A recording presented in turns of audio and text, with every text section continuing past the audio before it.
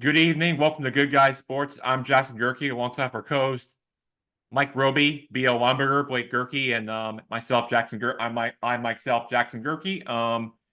We will get to our other sports topics in a second, but we are going to start with what everybody's talking about: the 49ers and Lions, 17 points Oh, down at halftime. But before anybody jumps in here, I do want to break down of how this all first started. So in the first half, the 49ers led 24-7 at halftime.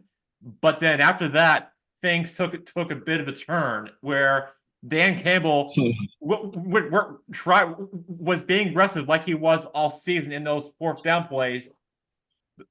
And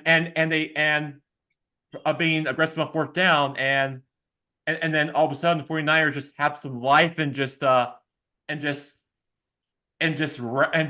erased a 17 point deficit uh, at the half. And then so when I break this down, in my opinion, I feel like of those critical fourth down plays they made. Now the reason why the Lions couldn't convert on those third down plays is because Fred Warner and the Niners defense just read that, and the Niners defense just read that design very well, and that's just what led the Lions into those critical fourth down plays. And Jawan Jennings catch, just he should have caught it, but it went through his hands. And so my dad was just asking to please kick the field goal. But in my opinion, but you got to, but I do the point out that the Lions kicker is not great in outdoor games. So that's just one area to look at. But for me, why I think Dan Campbell was decided to go for it, not kick the field goal, is probably because he was a little too greedy and too aggressive on the play call. That's why. That's why they lost the game. And the 49ers just Brock Purdy just found a way to win. They found ways to win the games, similar to the Packers game last week. But the 49ers were tough. They were tough at home. The Lions aren't that great team on the road like they are at Ford Field. They really missed the home field advantage. That's why they lost. And the Lions just really blew it. And that's just what I said. My sister texted me about it earlier, that Dan Campbell blew it, and that's why they lost the game. What are you guys biggest takeaways and the thoughts on that game? I don't disagree with you on that, Jackson. I think there's a difference between being aggressive and trying to lose a game. And I think particularly in the case of a team like the Lions, and we've been saying it for the past couple of weeks, how impressive it is that they are in this position and how they don't look out of place at all. And they've proved a lot of people wrong up to that point, and they're playing so well in the first half. There's traditional football fans would say, protect your lead, don't go for it on fourth down, kick field goals, take the points, shoot clock, et cetera, et cetera. But nowadays, so many coaches are being more aggressive on fourth down, not taking field goals, et cetera, et cetera. You hardly see a team really punt near midfield these days. It seems like on a fourth and short in particular, just because the analytics and the percentages would tell you that you're more likely to get the first down. It's more beneficial. So I understand that, but I think in a situation like this in an NFC title game, that going for it multiple times on a fourth down when you already have a lead, you better win the game, or else what's going to happen is like what's happening right now, where Dan Campbell's under a lot of fire for some of his decisions in that game, particularly in the fourth quarter. yeah, I would agree. He took no guts, no glory to too much of an extreme. Should have gone for field goals to protect the lead. But boy, a heart has to go out for the Lions fans. I'm thinking the same thing. Like I didn't. I agree with both of you guys, and it's just sad. I'm just bummed out. And Jackson started us off with a tough conversation. I didn't want to get sad and cry, and you know, my heart goes out to the Lions. Everything, excuse me, seemed to turn around in a matter of what, guys, like 50 seconds when the 50-yard pass that could have been intercepted, going in the helmet, ended up being a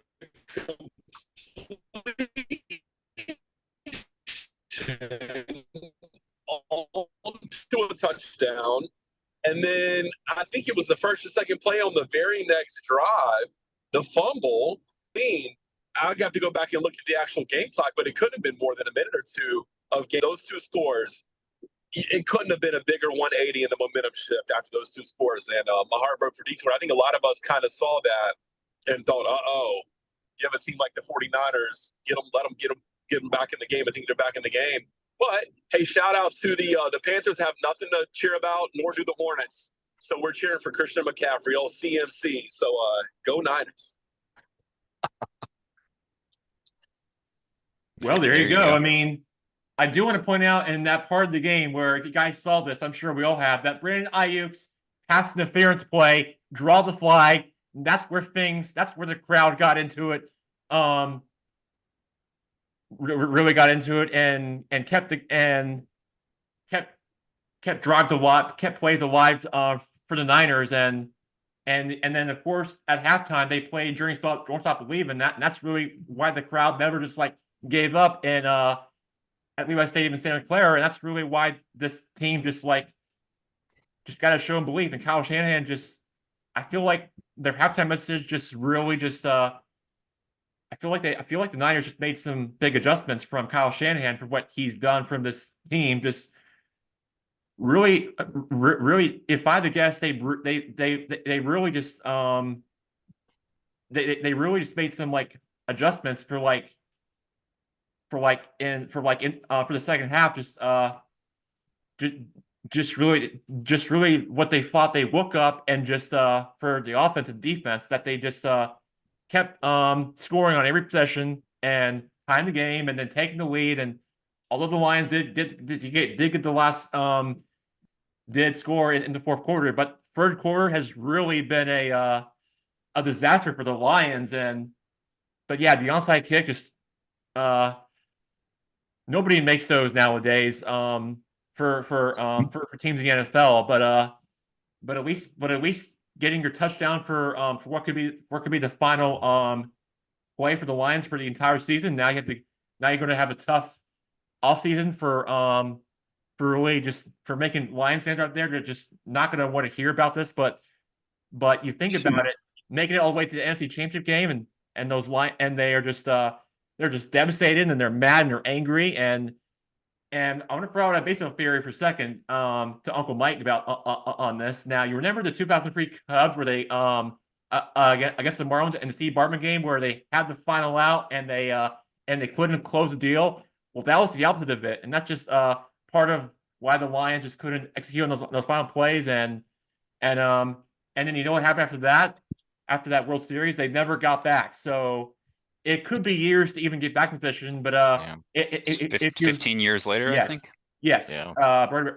Yeah, exactly. So so I've heard. So we're gonna have to wait till what 2038, 2039 for the maybe longer than that. But my point is that I watched Dan Campbell's first game comments at the what he said is that you don't know if you're going to be back in this position. And I think he said it. And especially a team like the Lions. Teams in the NFC North might be better, or teams outside the division can be better. So you never know, because I feel like every year is different. So each team's in that conference will be improving for each offseason. So that's why I said earlier that when a team like the Lions, I understand being aggressive and going for it on a 4th and there's a 4th and 2 on the San Francisco 30 where they could have taken the points. And I understand being aggressive and in certain situations, but I feel like a team that hasn't won the Super Bowl since God knows when, and It's being never been in the Super Bowl. never even gotten anywhere close to Their it. last championship was in 57. There you go. Wow. So a team like that has a 17-point lead, and not protecting it in that case, it's hard to accept as a Lions fan because, like Jackson pointed out and like Dan Campbell pointed out after the game, you never know when you're going to be back in that position. And it's been so long since the last time they were in that position, an NFC title game, that I wonder if they're going to look back on that game after not getting back to this position in a couple of years and feel like, man, like we really could have had a chance at an NFC title there. And I don't know. I could be totally wrong, and they win the NFC next year. But I have a feeling that they're going to look back on this game with a lot of regret, and I'm sure they are right now. I wonder if it was any. He didn't have any confidence in his kicker. I mean, that but would have been a 4th and 2 at the 28. Like, yeah, but I mean that would have been a 45, 46-yard field goal. Should have made it, but Guys, what?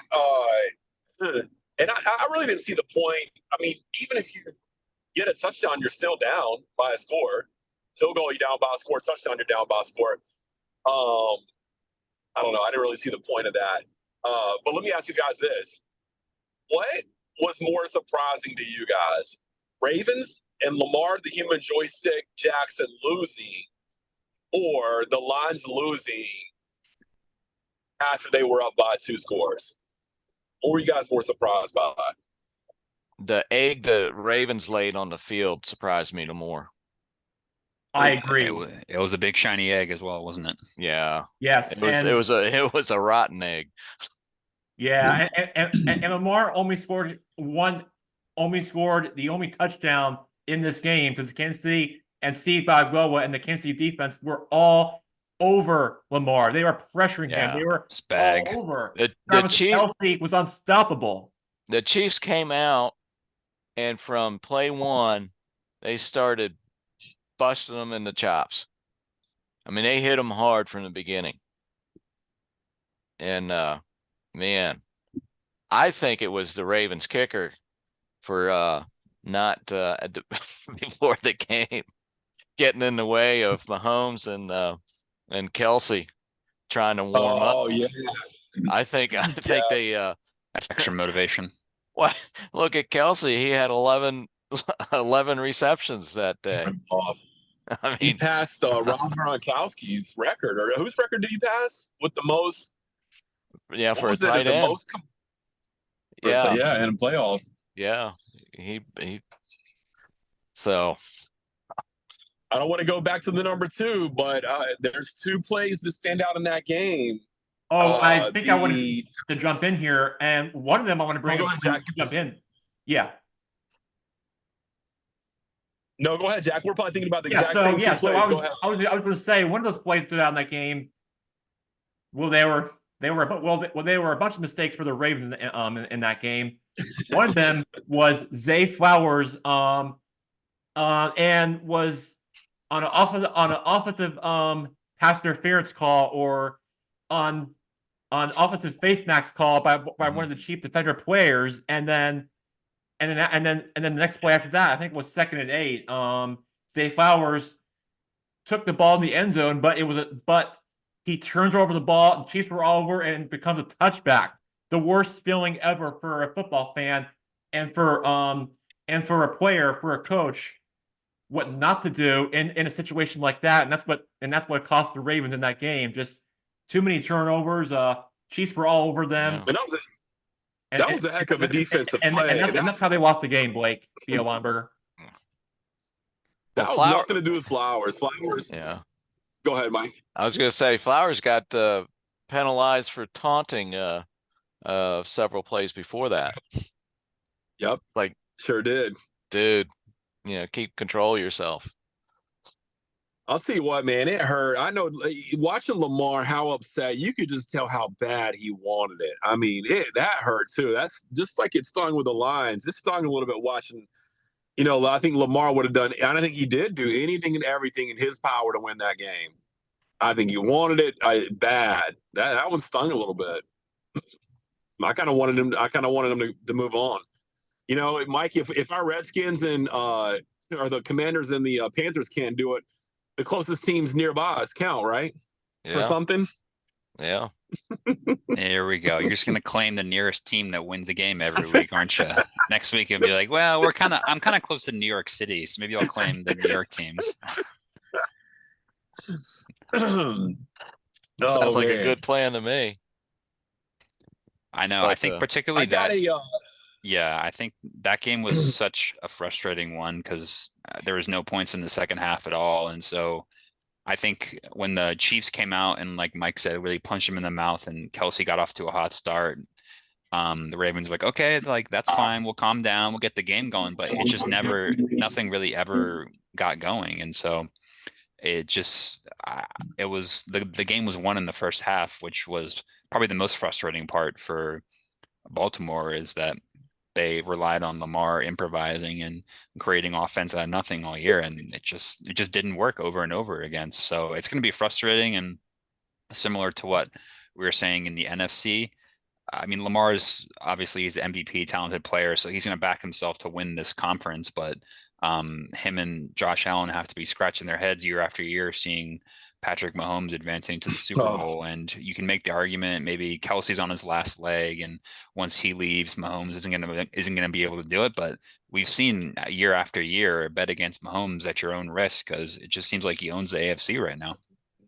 I've bet against him for the last 2 weeks. I'm not doing it again.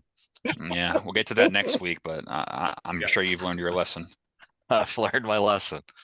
Yep, and I'm hearing those talks that Patrick Mahomes should be in the same category as possibly a Michael Jordan and LeBron and Whoa. possibly and possibly Don't say it. be the next Tom Brady. What? Yes, I've You heard were people gonna say it. on sports shows talk about this, and yeah, So Jackson, do you not like jewelry? So jewelry, you must not be a big jewelry guy. You don't like rings. You're not into rings. well, Mahomes is, but maybe he's got two, so I think the case Oh, is sorry. I thought you were talking about Jackson. I'm sorry. I thought we were no, on Lamar. I'm talking about Mahomes. You're talking about. Gosh, Yeah. you got okay. Completely. Okay, got it. I'm sorry. Yes, I'm talking about so what I'm talking about here is the comparison of LeBron James, Tiger Woods, and Michael Jordan, the greatest athletes of all time. Patrick Mahomes, I think, is one of those next generation pro athlete players that could join that list. Mike, was he drafted in the baseball? Top draft pick in baseball as well, coming out of college? I believe so. I mean, his dad Okay, I thought was a so. major league pitcher. I think someone wasted a first round pick on him, which you Mhm. wouldn't do unless you thought there was a chance he would come. Yeah. And I think it's a first round pick on him. hmm And I think he had to decide. I don't think he was sure that he was going to play football. Yeah. I mean, that just football. shows you what a great athlete he is. yeah, he's unbelievable, and he's still got so much time left as well, and he's on his quest for his third Super Bowl here. It's pretty unprecedented the pace that he's on. So it's maybe a little bit early to start throwing around the Tom Brady and Michael Jordan comparisons, but on the trajectory that he's on right now, he can certainly enter that category. And I'd say right now he's certainly of the current NFL crop, he's certainly the GOAT right now since Brady is no longer active. So he's definitely got that crown. And shoot, if he's got 3 and then what a space of 5 years, I think it would be. Yeah. It's pretty impressive. That's only really Brady has done that recently. Teams have made it there. Like we saw the stat, teams that made Super Bowl 4 out of 5 years was the Bills in the 90s. Obviously, the less said about that, the better for them. The Patriots in the late teens when Brady was beating up on everyone, us included, and Atlanta fans. So he's certainly on that trajectory for all-time status. So we'll see if he can lock a ring down next week. But yeah, they had nothing but respect for the Chiefs and and the way they just get their business done in January. Yeah, he's proved he can win on the road. Absolutely. I don't know. I mean, there's nothing else that he needs to prove to people that have question marks about him and are saying, questioning, betting against him, like I did last week, picking against him like I did last week. I don't know what else he has. There's no other counter to him right now. He's answered all of his doubters.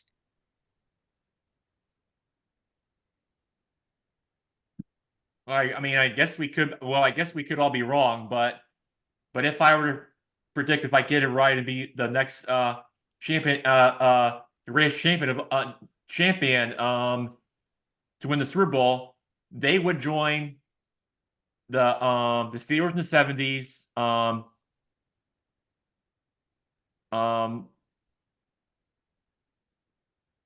the Cowboys in the 80s and 90s, the Packers in the 90s,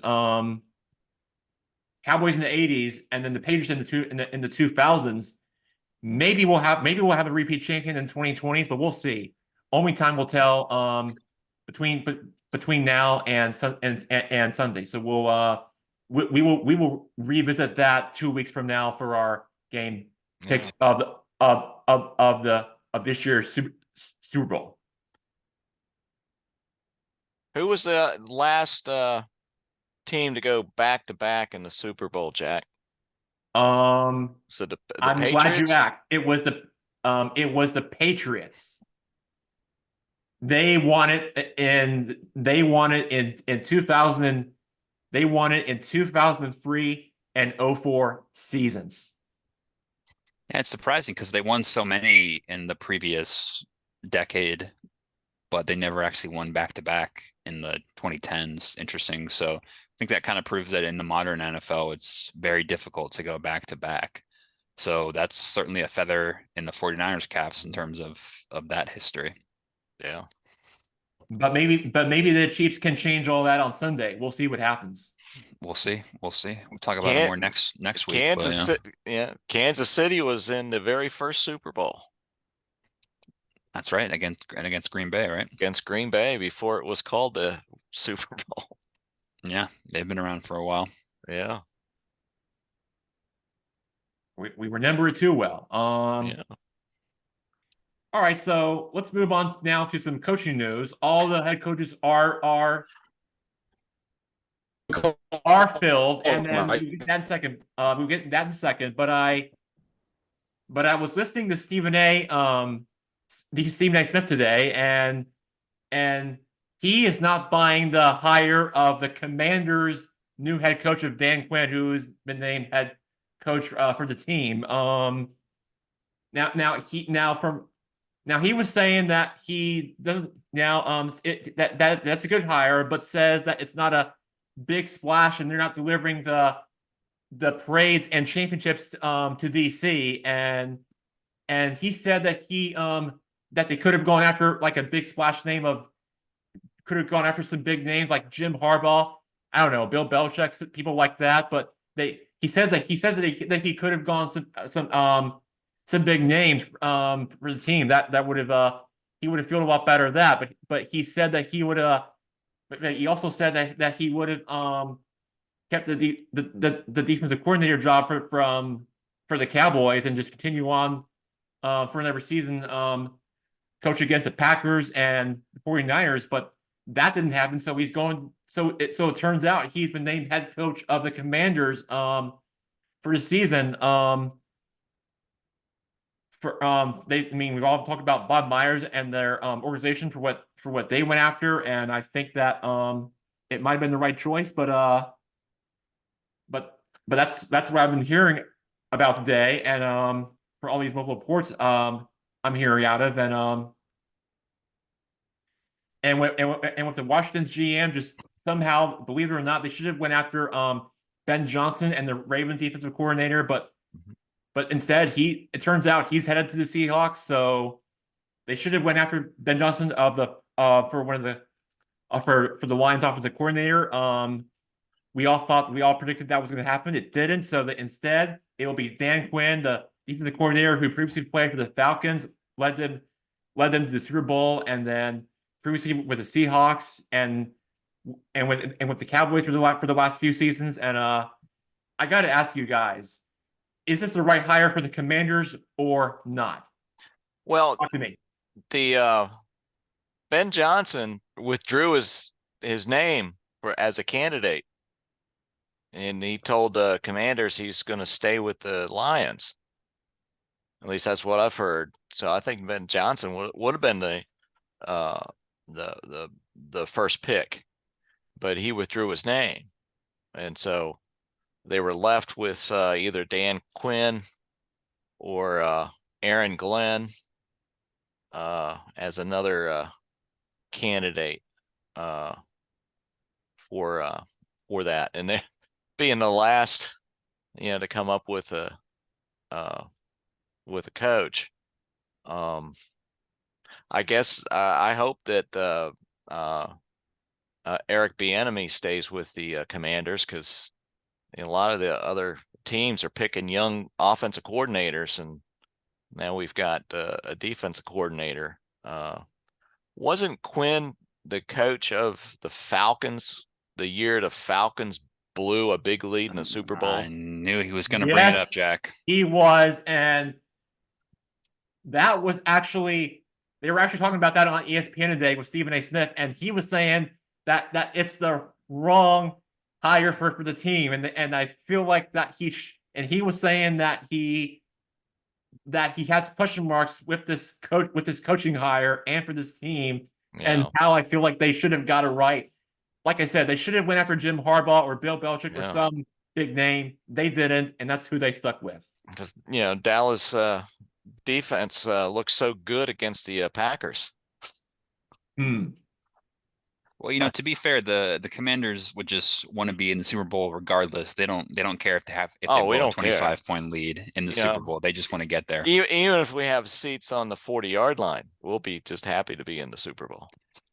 Now, I don't know, Mike. I read a lot about this new ownership having like a complicated hiring committee to find this coach and GM, and having people from the ownership, people from different sports, all these great advisors making this decision on a coach. And it seems like they were the last one at the party here, where I was reading about I feel like if you're a new ownership coming in, you want to be swift and make quick decisions in terms of who you want to lead your team. And to me, it seems like they've left it late, and they've just kind of been able to get who they get at the end. And like you said, some people don't want to take the job who's not very attractive. I understand that, but don't you think they're better off maybe from the very beginning of the offseason identifying a young coordinator who can kind of build the culture and trying to focus on him rather than leaving it a bit too late, in my opinion?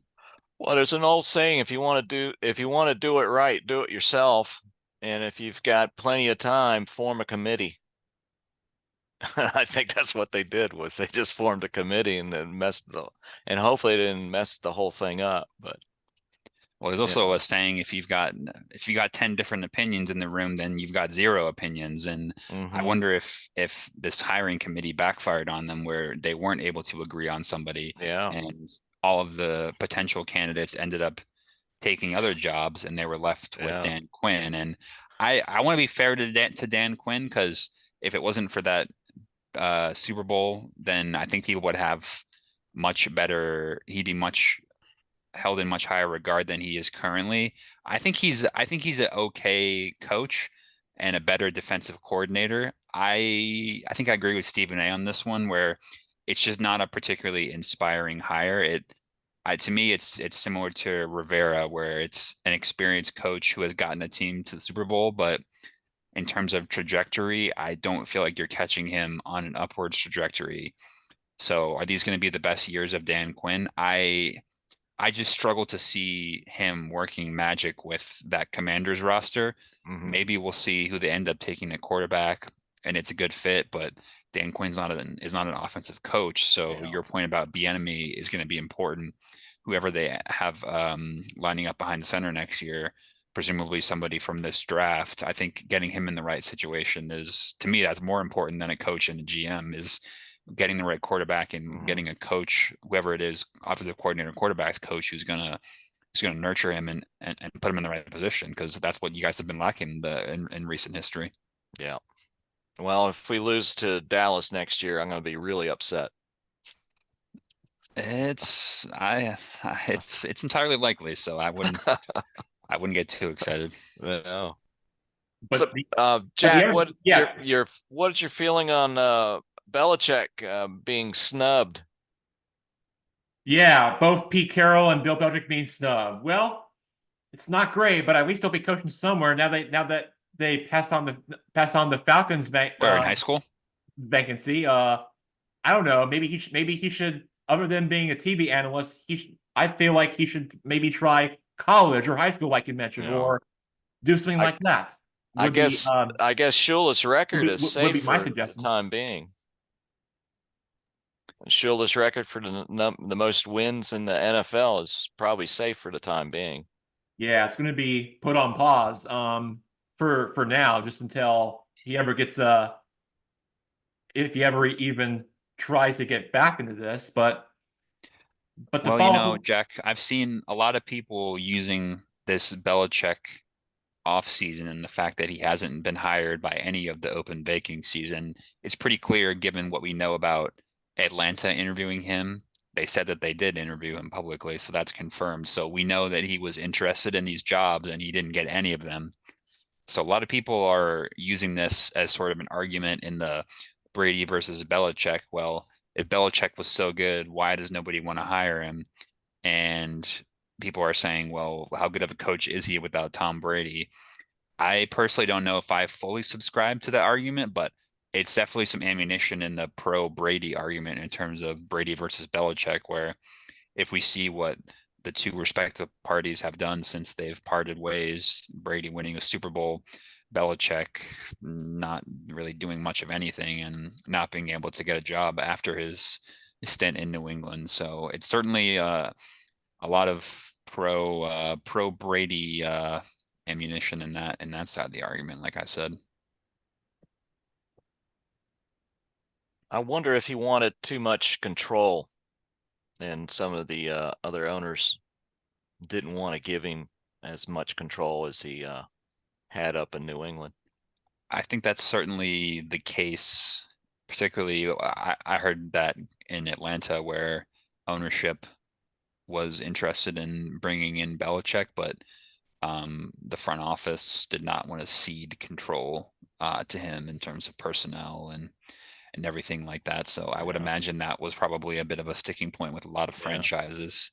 And, a lot of times, a lot of these young teams have fresh GMs and player personnel people, and the last thing they want to do is hire an NFL legendary coach like Belichick, who they know is just going to walk all over them in terms of hiring decisions. So there's definitely a bit of ego involved in terms of that push and pull between coach and GM, right? How do you think Raheem Morris is going to do for the Falcons? Yeah, I think we mentioned that hire last week a little bit because it just broke, and I think I said I was pretty optimistic about it. And I think what I will say is something similar to what I just said about the Commanders, is that if you're going to bring in a defensive coach, you need to shore up that offensive mind and that quarterback position, because similar to Washington, we're just not really too sure who's going to be lining up behind center and who's going to be calling the plays. Raheem Morris does seem like a very promising coach. He's a leader. He's going to instill a good culture in Atlanta, which I think is certainly something that they need. But again, culture and good defensive work ethic is only going to get you so far in this league if Desmond Ridder is your quarterback. No offense. So I think they have to sort out what kind of move they're going to make. I mean, maybe they just roll with what they have right now. I would be surprised, and I don't think they should. I think I've said a couple times on here, I think they should go after a guy like Justin Fields, who clearly Chicago is leaning towards taking Caleb Williams with that first overall pick. So he has value. So why would they not trade him? So if you're looking at obvious landing spots for a player like him, I think Atlanta makes a lot of sense. I think I think judging him harshly on his time in Chicago is pretty unfair in my opinion, given the team that he was around. And could he have done better? Sure, but I think he did a pretty good job up there in Chicago, given the pieces he was given. So I think somebody like him, he's from the area as well. I think we've mentioned that before. So I think that fit at quarterback makes a lot of sense, and maybe he's somebody that Raheem Morris can really put his arm around and ask to lead this team. So long story short, I like the hire. I think he's going to bring a good culture.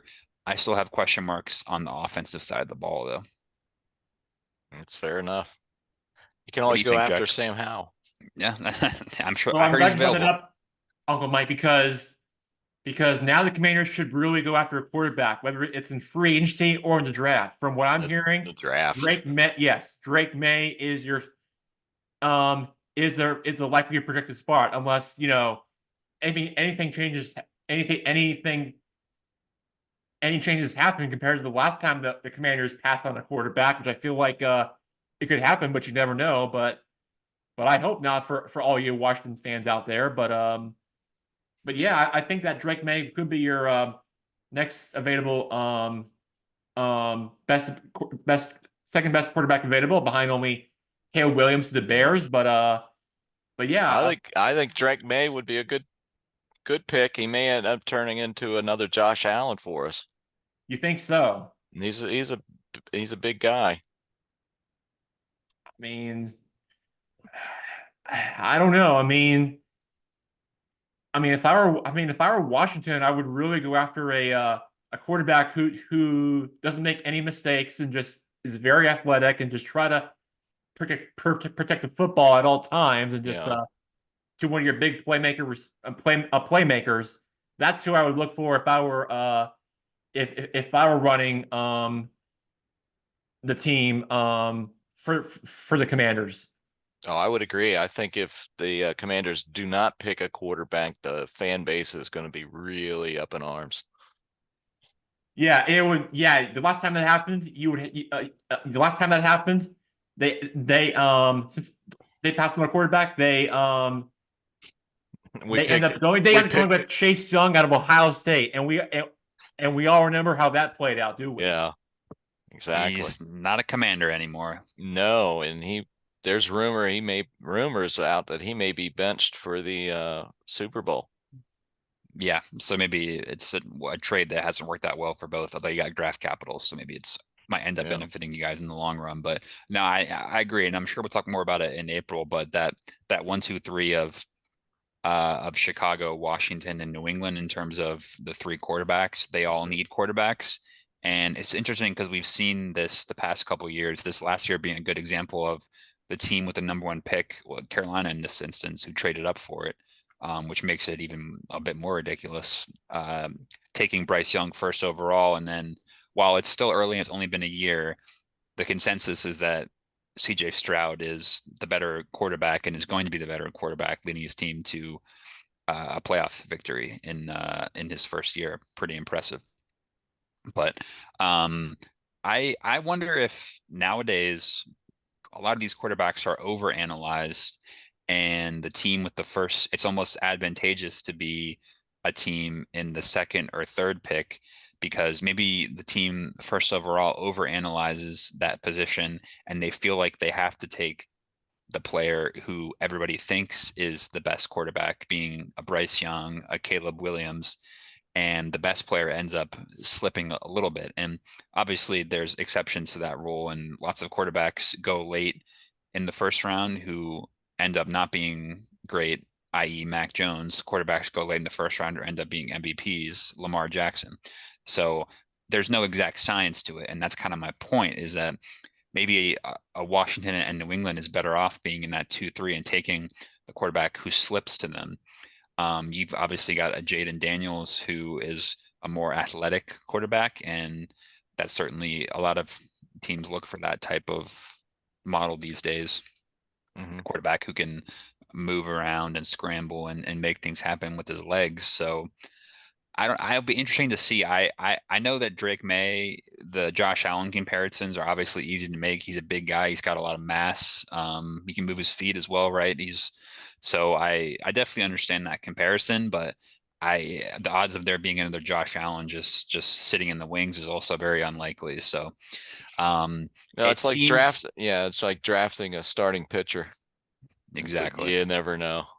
Now we've had instances where the top three quarterbacks have all been pretty successful in recent memory, and so but the odds of all three of these quarterbacks being successes is very low, and we've had years like Zach Wilson going number 2, where it just ended up being a disaster, to be honest. Or you've got teams like Chicago taking Trubisky high up over someone like Allen or Mahomes. So I think this draft is going to end up making or breaking these franchises: Chicago, Washington, and New England. So I'll be hoping for your sake, Uncle Mike, that you guys get this right, because this could be either a franchise altering or a franchise destroying draft for the short term future. So I think we'll talk about it more in April, obviously, but it should be interesting.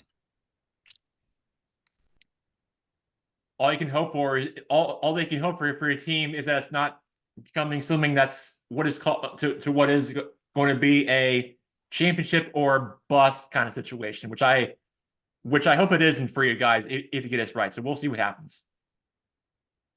Lots to look forward to. Should be very exciting for what Adam Peters has in store for us between now and April. You're right. We will see what happens then. All right, so Blake Lumberger has been quiet, so I hope we get it back in here for a second. What's our next topic, Jack? Yes. Let's talk some college basketball. We're obviously Duke is playing Carolina in the first round at the Dean E. Smith Center this Saturday, which should be a fascinating game to watch. I'll probably tune into it, but yeah, you're talking about two teams that had bad blood and going at each other. You got number 7 and number 3 going right at it in the Dean Smith Center. That should be a fascinating game, followed by Tennessee and Kentucky are both 15-5 of the season in SEC play this season, and so Kansas and Houston before that, and then as I check the standings with the rankings, obviously UConn is still on top of the men's AP top 25 rankings, followed by South Carolina and the women's, who are still unbeaten.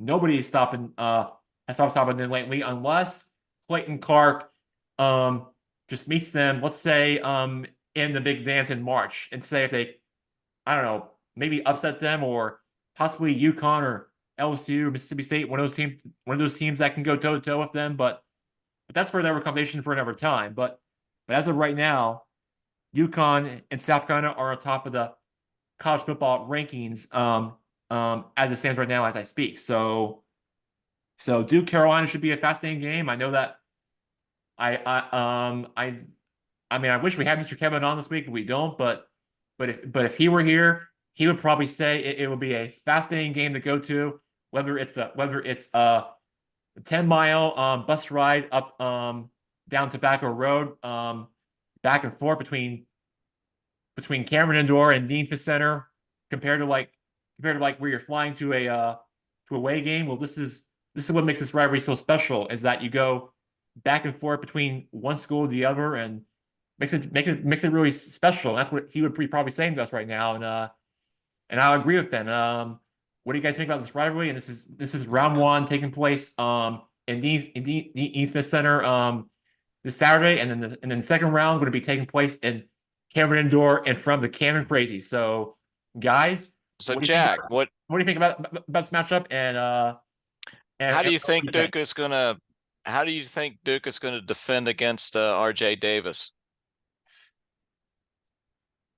To stop RJ Davis, I think you have to slow him down and turn the ball over many times and just try to prevent him from scoring, get more turnovers, and just try to prevent him from scoring. Just get some block shots and just turn the ball over from his hands. And I think and prevent some more defensive scoring opportunities and just get more points and turnovers off of him and just try to make which is not easy to do. But I think Duke's game plan is just try to slow him down. And I think if they do that, they'll find a way to win the game. The two Blakes, what do you have to say about this matchup? Any thoughts? It's certainly the biggest college basketball game of the season, or the biggest rivals, for sure. And I think people were a little bit unsure about Duke early in the year, but they've always got a tough early season schedule, and I think they've righted the ship. And UNC's actually coming off of a pretty tough loss in Atlanta against the Yellow Jackets, so they'll be extra motivated in this game as well. I've got a weird feeling Duke has some experience this year, and I think they're going to play their way into the season. I think as the season progresses, we're going to see the likes of Filipowski and Proctor really start to take over this team and instill their leadership. And I've got a sneaking suspicion that after a start where people were not sure they were one of the best teams in the ACC, I think they're going to really catch fire. So I'm picking the Blue Devils in this game. I think it's going to be close. These games always are.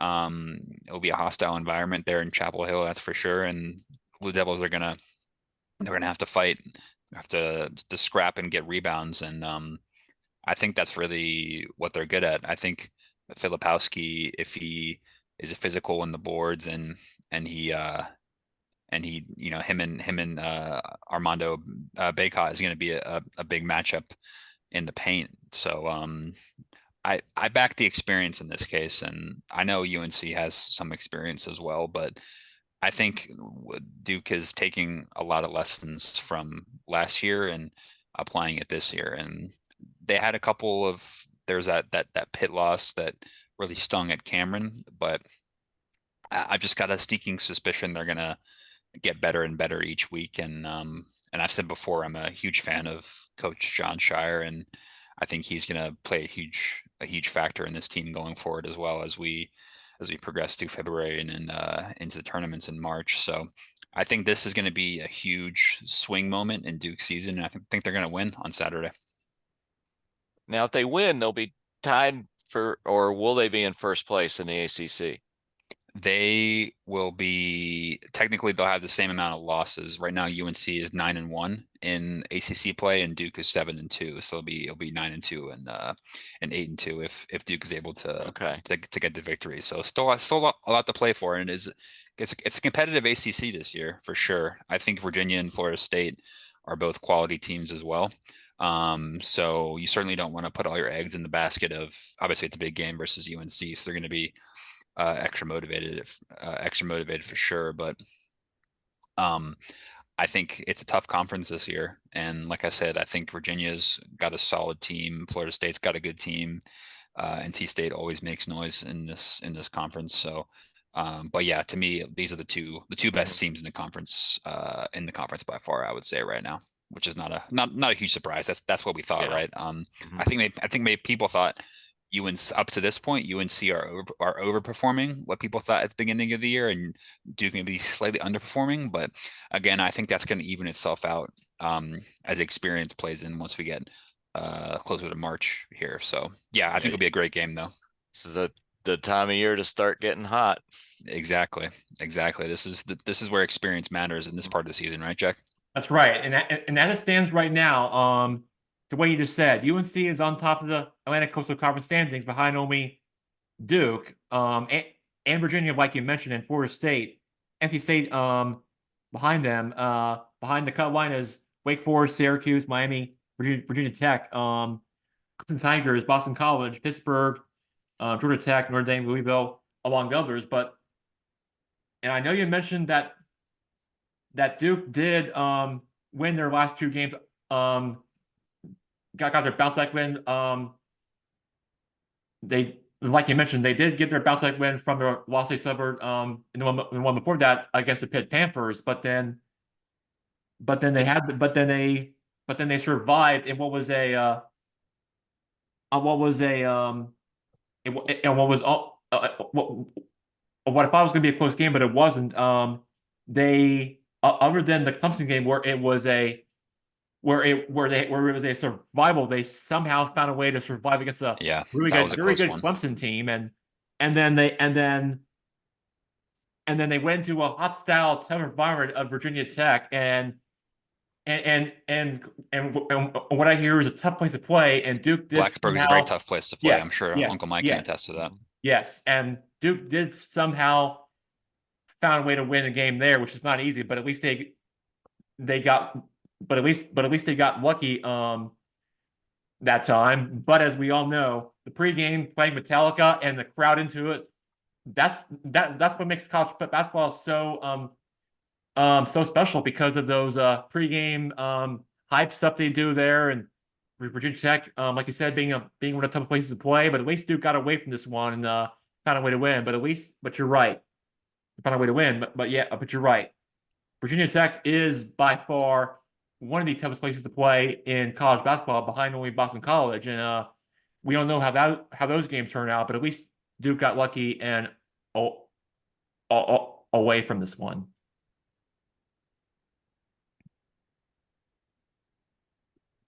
Before we wrap up, Jack, I wanted to just quickly touch upon this, just in case people didn't know, this Saturday is the NHL All-Star game in Toronto. So I'm wearing a hockey jersey right now. They're not playing the All-Star game, unfortunately. This is the Orlando Solar Bears. Fun, man. Solar Bears. Yeah, baby. Yeah, I figured Blake knows all about the Florida teams, right? So I figured you'd like that one. But yeah, a little hockey talk. So obviously Toronto. I gotta get a Hershey Bears. Oh yeah. Are they their minor league hockey team, Hershey? Yeah, they're the AFL affiliate for the Capitals. Oh, okay. Very nice. Guys, Very they nice. had, speaking of hockey, they had the hockey game at the Knights baseball stadium sold out. Sold out. You couldn't even buy a ticket. The fans couldn't get enough of it. Two little AFL teams out there duking it out on a baseball field, and the fans couldn't get enough. Last thing real quick, guys. Sorry, I had to get a little parking pass, a little apartment situation here. Lo Ciento. Real quick, speaking of baseball, Mike Blake Jackson. I got a little trivia for you guys. I heard the most fascinating podcast I've ever heard, and it was about the longest baseball game ever played. Do you guys know when and where that happened and why it happened? It was actually a mistake. It was an error. It should have never lasted this long, but there's a reason why it did. Anybody know? It was in the farm league. It was not MLB. No. I don't know. It was a minor league game. I don't know. It was. I believe it started at 6, and I believe at 3 or 4 a.m. they wrapped it up. They had to wrap it up. And what happened is it ended up tying, and the umpires looked in the books, and they could not find a rule where they were ended. And they called the supervisor, and he didn't pick up, so they just kept playing.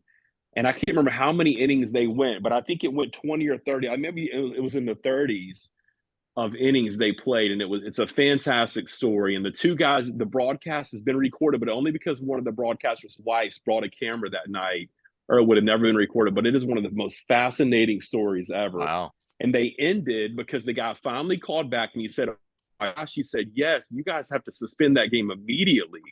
And this is in the wee hours of the AM morning. So they stopped it, still keep in mind. And when they came back to finish the game, they sold out the whole stadium. Major League Baseball players came to watch, and it was one of the most watched games in the minor leagues ever.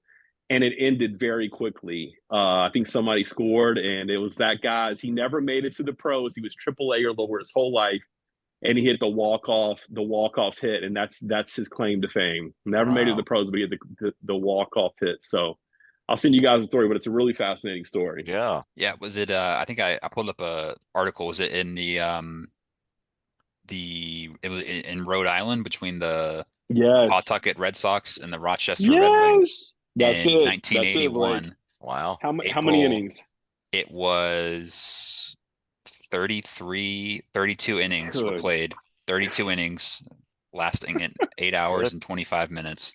Good How golly. about that, Mike? How Wow. about that? The longest game I ever was at was 18 innings. That's pretty long. Wow. That's 2 games, right? Yeah. Wow. And the Nationals lost 2-1 against the Giants in the playoffs. That was a That's some playoff pitching game. right there. Wow. We That's why had they. Well, and I'll tell. Yeah. we had it 1-0 in the bottom of the ninth with 2 outs, and then our ace reliever came in, gave up a run, and it was knotted up for another 9 innings until one of the Giants hit a home Wow. run. That was, yeah, it didn't end very well. I was gonna say something choice, but this is a family show. Yeah. On the flip side, I attended one of the shortest Atlanta Braves games ever because it was my first ever MLB game. I was with a bunch of college friends. We got there a little late, 30, 40 minutes late. And I think the game had 1 or 2 innings left. And they said that was the shortest Atlanta Braves game in Turner Field ever played. So, Mike, Wow. I got the short end of the stick on that And so one. that was before the pitch clock rules then, right? Yes. Yeah, this is probably 20 some years ago. Wow, because that was pretty rare back then. Nowadays, with all the new rules and stuff like that, that's kind of they're trying to shorten the games, so that's a bit more common. But yeah, that's pretty rare to be that short back in those days. See, I'm trying to find I was trying to find the exact amount of time, but I can't seem to find it. No, no. Yeah. So there we go. Yep. Right. Jack, maybe before we close, we did mention it at the start, but we should show off our caps here with our new Good Guy Sports logos. Ooh. If Wow. everyone at home, That's Ooh. right. We Mike are and wearing Blake, want one to of take a look at our. that? Yes, we are So wearing one of our. we'll be sending a hat Zoom, to lean in, Jack. we'll be sending one to BL Limburger and Uncle Mike soon. Ooh. And Right. everyone watching at home, we don't have a store or anything like that set up quite yet, but be on the lookout for hats available very soon. We'll keep the fan base updated on that. Updates coming soon. That's right. It's a Breaking start news. for yes, it's a start for our merchandise. We will be collecting. We will be starting to make our own sweatshirts, t-shirts, and water bottles, wristbands, gear, you name it. We got it all for you. And I'll be one of the people on YouTube that says it for one of those channels that started their own merchandise channel. Well, I can officially say that I can be one of them, and I think and I think I just did, and I can just and I can just say that I will be that I can officially say that I am one of those people out there, and I think it officially happened, and yes, I am one of the YouTubers that can just say it on their own YouTube channel. So yes, I'm one of those people. Jackson, Right. lean in real quick. Put that hat right in the camera. I can't really see it. Lean it. Yeah, come a little closer. Come a little closer. Put that thing right in the How camera. about I do this? There we go. Ooh. Oh man. Oh, that looks awesome. All right. Yeah, so check out on our website, goodguysportstalk.com, and we have the site on our YouTube channel, and you can look at the new logo and all of that. So yeah, Is that Oakland Athletic yellow? I can't tell what my color is. it's I would call it tan more so. Yeah, It's Okay. Gulden's Okay. mustard for hot dogs. I was thinking There of you mustard go. too, Mike. That's a good point. I was good thinking the same thing. good honey mustard. All right. Pitchers and Kobayashi would catchers be report proud. in 13 days, gentlemen. There Who's you go. counting? There you Who's go. counting? All It's right. getting sooner and sooner. Yep. We'll be can't believe I can't believe I'd be saying the same thing. We're already in February. Less than a few. Yes, that's right. That's right. As Uncle Mike said, less than a few weeks away for pitchers and catchers reporting. Yeah, I Sign can't. those spikes up. Yeah, I know. Man, January has flown by so fast. I can't believe we're already in February. Wow, I think we're all saying the same thing. All right, I'm sure we'll get to that All right, conversation guys. for All another right. time. On that note, it was a great way to wrap up our show. I'm sure we'll see all of you guys same time next Thursday. Before you have to go for your trip on the 14th, and you will not be and you will miss out your show on the 15th. But at least you'll be with us on the night beforehand and plenty of time to make us to make our picks for the Super Bowl. So I hope you stick around before you guys head on your Whip Creek trip on the 15th on that Thursday. Yes, I'll be here. Looking forward to it. Absolutely. Yeah, we'll do a good preview of the big game next week, right, Yeah. Jack? That's right. Same time, same place. We'll all be here Right. before one of our co-hosts takes their own winter resort vacation. So but at least the good news is you'll be with us beforehand. So Yeah, yard sales are us. Yard sales are us. Less than 2 hours, Mike. The game was less than 2 hours. The one I Wow. went to, I just looked it up. 1998, less than 2 hours. Wow. All right, guys. All right. Good luck on the trip. Thanks, Yeah. everyone. All right. Great show. yep. See you guys. All right. Bye, Blake. Bye, Mike. See you. Bye, Mike. See you. Bye. See you guys. Bye. See ya. See ya. See y'all.